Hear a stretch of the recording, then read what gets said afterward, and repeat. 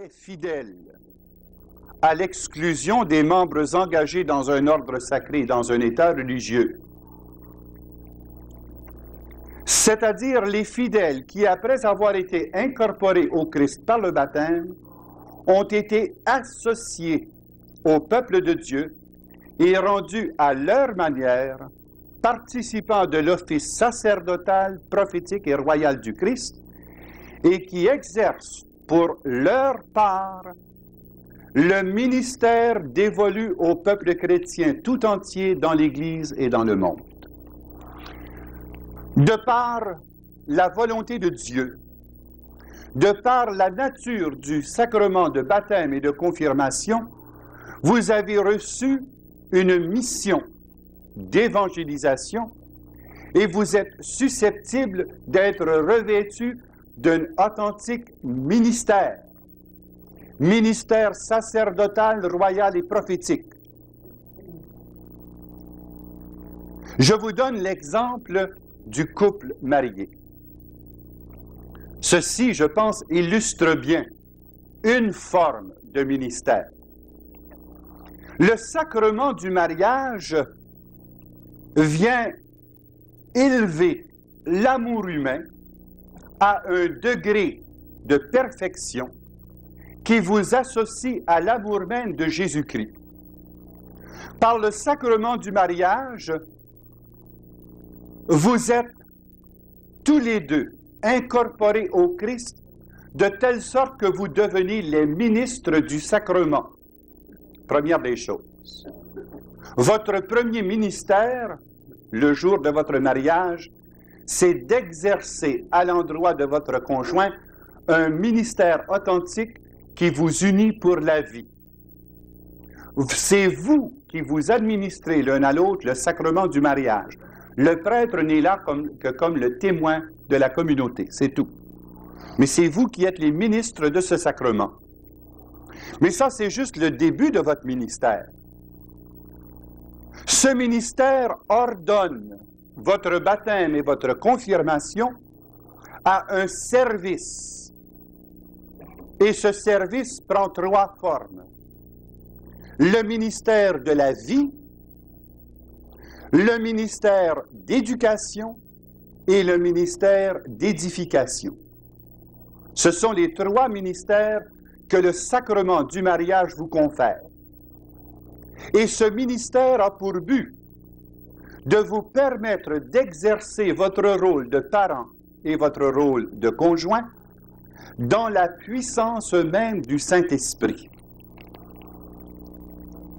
Le sacrement vous confère cette aptitude. Hélas, trop souvent, on ne met pas cette aptitude en exercice. C'est pourquoi, après un certain temps, il y a des conflits entre conjoints. On vit trop sur le plan humain et naturel et on ne met pas en exercice la grâce sacramentelle que vous êtes administré par votre oui mutuel. Alors vous avez là un potentiel qui dort, un ministère qui n'est pas exercé. Et quand un ministère n'est pas exercé, ça crée des tensions, ça crée des stagnations, ça crée des délais qui empêchent donc la réussite de votre projet communautaire dans le mariage. En plus de ces ministères qui découlent directement de votre sacrement, il y a toute une foule de ministères auxquels les laïcs ont accès de par la volonté même de Dieu. Et là, je fais la distinction entre les ministères ordonnés et les ministères désignés. Il n'y a que trois ministères ordonnés. Le ministère de l'épiscopat, le ministère du presbytérat, le ministère du diaconat. Ça, ce sont des ministères auxquels on a accès par voie d'ordination au sein du sacrement de l'ordre. Le pape exerce son ministère de pape en tant que revêtu du ministère épiscopal. Il est l'évêque de tous les évêques du monde. C'est ça qu'est le pape. Il a une fonction de priorité, de primauté. Mais c'est son ministère épiscopal qu'il exerce à l'endroit des autres évêques du monde. Les évêques exercent leur ministère épiscopal auprès des prêtres et des fidèles. Le prêtre exerce son ministère de prêtre en communion avec l'évêque pour le service de tous ses frères. Et le diacre est ordonné précisément pour le service de l'Église sous les formes des ministères de charité. Bon, ça, ce sont les ministères ordonnés. On vient de faire revivre depuis peu le ministère du diaconat, mais il a toujours existé dans l'Église. La seule différence, c'est que maintenant, on retourne à l'habitude d'ordonner des diacres permanents. On l'avait perdu pendant presque 1500 ans. Il était temps qu'on le retrouve. Mais à côté de ces ministères ordonnés, il y a des ministères désignés. Il y a deux catégories de ministères désignés. Il y a les ministères désignés par voie d'émergence et les ministères désignés par voie d'office. Parmi les ministères désignés par voie d'émergence, vous en avez 5, qu'on appelle les ministères charismatiques. Ça, hélas, on les a perdus de vue. Il est plus que temps qu'on les retrouve communautairement pour le bien même de la communauté. Il y a le ministère de l'apôtre, le ministère du prophète, le ministère de l'évangéliste, le ministère du docteur et le ministère du pasteur.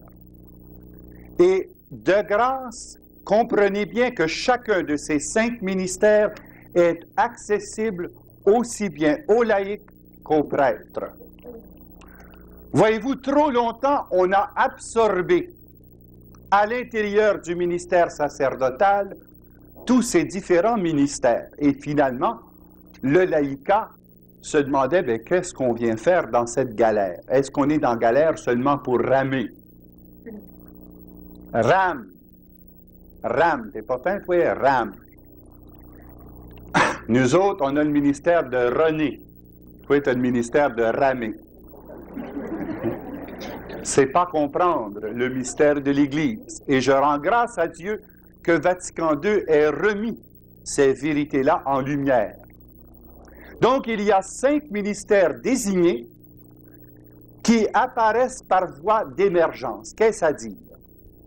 Certaines personnes qui exercent des charismes finissent par devenir au sein de la communauté des personnes ressources. La communauté reconnaît en ces personnes d'une façon plus éminente des charismes particuliers.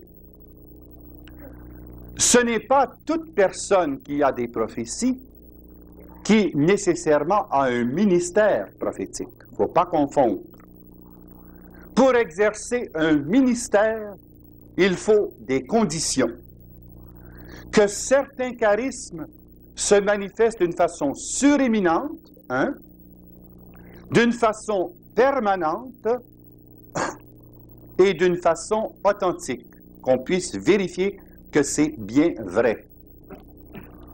La deuxième étape, c'est que la communauté reconnaît le bien fondé de ces ministères-là.